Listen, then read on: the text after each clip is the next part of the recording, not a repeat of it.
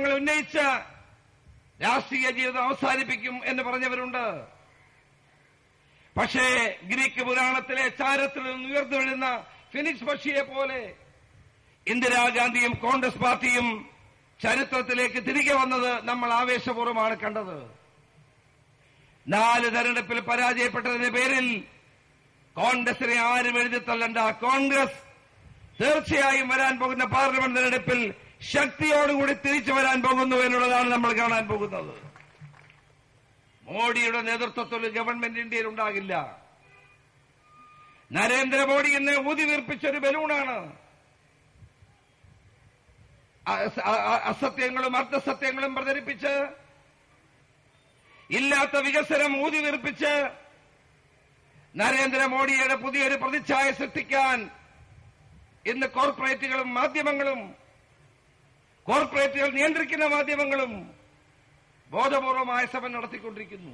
നരേന്ദ്രമോദിയെ പ്രധാനമന്ത്രി സ്ഥാനാർത്ഥിയെ ഉയർത്തി കാണിക്കുമ്പോൾ ആ നരേന്ദ്രമോദിയുടെ രാഷ്ട്രീയം ഇന്ത്യക്ക് ഗുണകരമാണോ എന്ന് നമ്മൾ ചിന്തിക്കണം.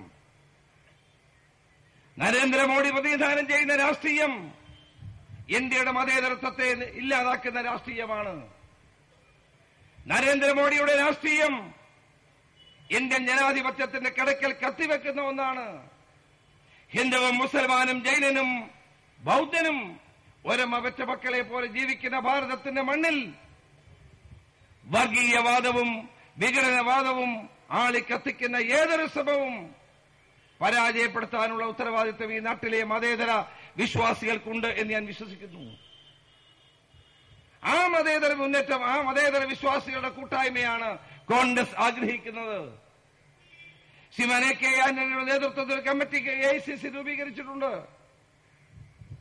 ഇന്ത്യയിലെ വിവിധ സംസ്ഥാനങ്ങളിൽ മതേതര ശക്തികളുടെ കൂട്ടായ്മ ഉണ്ടാക്കാനുള്ള ശ്രമം കോൺഗ്രസുമായി ബന്ധപ്പെട്ട് UPA വിപുലീകരിക്കാൻ ശ്രമിക്കുകയാണ്. കാരണം ഈ രാജ്യം നേരിടുന്ന ഏറ്റവും വലിയ വെല്ലുവിളി ഇന്ന് വർഗീയതയാണ്.